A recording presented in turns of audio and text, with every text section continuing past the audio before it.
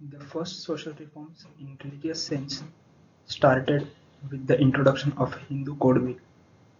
The radical changes in the Hindu law pertaining to marriage and property were principally the work of two men, Jawaharlal Nehru and Dr. B.R. Ambedkar. Let us first discuss the background of this bill. During the last years of rule, British had belatedly initiated the framing of uniform code for Hindus.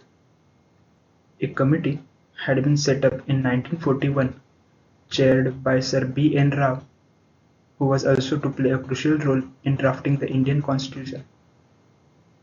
The committee toured India, soliciting a wide spectrum of Hindu opinion on the changes they proposed. Their progress was interrupted by the war, but by 1946 they had prepared a draft of personal law code to be applied to all Hindus. The Hindus were singled out was in part because they were the largest community, and in part because there was a vigorous reform movement among Hindus. Mahatma Gandhi, in particular, had challenged the discriminations of caste and gender by seeking the abolition of untouchability and bringing women into public life. Although there remained an influential Orthodox section, modernist Hindus had campaigned strongly for laws that would make caste irrelevant and enhance the rights of women. In 1948, the Constituent Assembly formed a select committee to review the draft of new Hindu Code.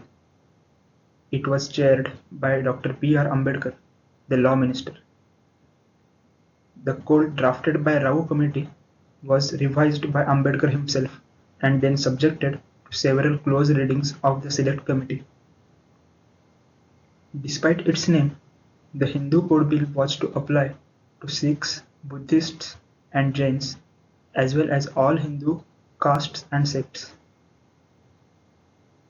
The codification had a dual purpose: first, to elevate the rights and status of Hindu women, and second, to do away with disparities and divisions of caste. Let us now discuss some notable features of Hindu Code Bill. The widows and daughters are entitled for the same share as the son in the property of a man dying without making any will. Likewise, a Hindu woman's estate, which was limited previously, is made absolute to be disposed of as she wished. Wife who chose to live separately from the husband if he had a loathsome disease, was cruel to her, took a concubine, etc., she was granted a maintenance. Rules of caste and subcaste in sanctifying a marriage are abolished. Either partner is allowed to file for and obtain divorce on certain grounds, such as cruelty, infidelity, incurable disease, etc. Monogamy is mandatory. Adoption of children belonging to different castes is allowed. Today, though we think of these as normal and obvious features, they were radical reforms at the time of independence. Let us now discuss the arguments for the bill and against the bill. In defending these changes, Ambedkar was at times rather defensive. He argued that the Shastras, the Hindu holy texts, did not give the husband an unfettered, unqualified right to polygamy. The right to marry a second time has been considerably limited by ancient lawmaker Kautilya. Ambedkar was here putting the best possible or most liberal spin on Hindu texts and traditions, but alternative interpretations were possible and certainly more plausible. The doughty and unexpected opposition was from the Constituent Assembly President Dr. Rajendra Prasad. He wrote to Nehru warning about the major reforms. Within the assembly, there were other opponents as well. They stalled and thwarted the proceedings until Nehru told them that to him the passing of bill had become matter of prestige. In March 1949, an All India Anti-Hindu Code Bill Committee had been formed. This held that the Constituent Assembly had no right to interfere with the personal laws of Hindus which are based on Dharma Shastra.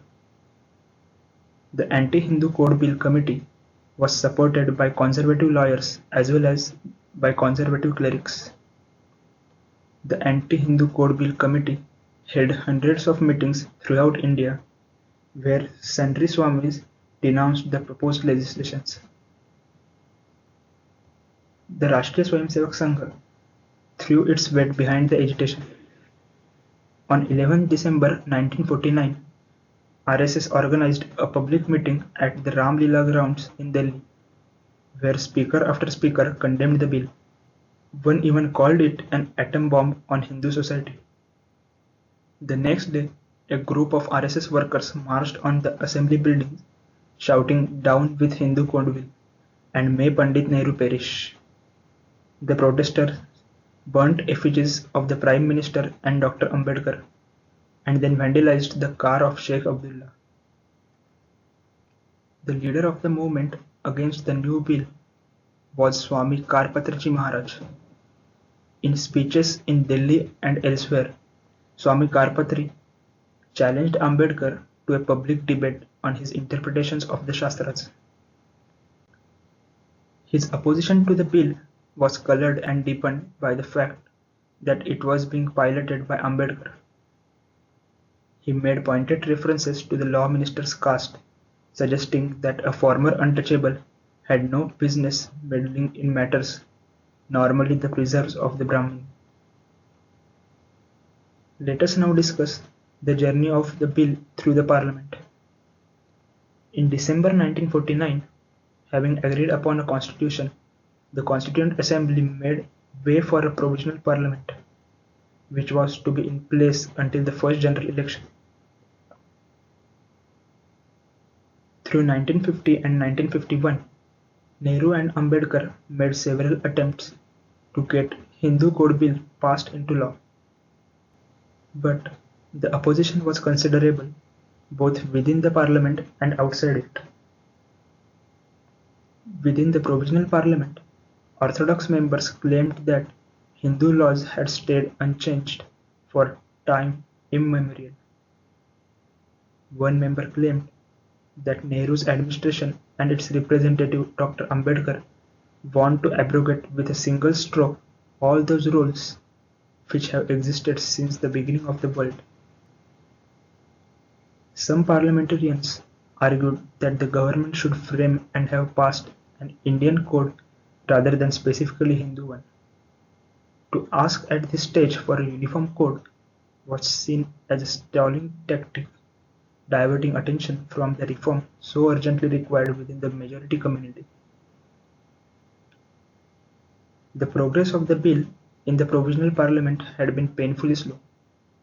An immense number of objections and amendments had been tabled. It took the better part of a year to have a mere 4 clauses passed. Finally, the session ended, the bill was virtually talked out, and it lapsed. Dr. Ambedkar had staked his reputation on the bill, meeting criticism and calumny with equal resolution. Since Nehru had finally chosen to give in to opposition, Ambedkar resigned from the Union Cabinet in October 1951.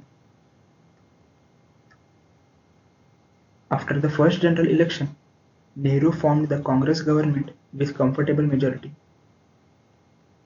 Keeping the earlier protest in mind, the original bill was now broken up into several parts. There were separate bills dealing with Hindu marriage and divorce, Hindu minority and guardianship, Hindu succession, and Hindu adoptions and maintenance. These component parts retained the rationale and driving force of the original unified proposal. By this time, the Anti-Hindu Code Bill Committee had lost its momentum. There were no longer any protests on the streets, but there were still criticisms aplenty in Parliament. The orthodox MPs saw the new bills as designed to destroy Hindu culture. After a bruising battle extending over nearly 10 years, Dr. Ambedkar's Hindu Code Bill was passed into law, not as he had hoped in one fell swoop, but in several installments. The Hindu Marriage Act of 1955 and the Hindu Succession, Minority and Guardianship and Adoption and Maintenance Acts of 1956. Towards that end, the new laws were indeed notable contribution. 60 million Hindu women came under its purview. The changes were significant in moral as well as numerical terms. As a leading American expert on Indian law has written, this was a wholesale and drastic reform which entirely supplants the Shastra as the source of Hindu law. A leading British scholar of the subject goes further saying, for width, scope and boldness of innovation, the series of acts considered here can be compared only with the Code Napoleon. Dr. Ambedkar said that the Prime Minister would be remembered above all as a symbol of revolt against all the oppressive features of Hindu society. In tribute, Nehru spoke that Ambedkar will be remembered for the great interest he took and the trouble he took over the question of Hindu law reform. In our next video, we will discuss the Kashmir trouble during initial years of independence. Thank you for watching this video. Please like, share and comment because discussion is solution. For more discussions, please subscribe our channel.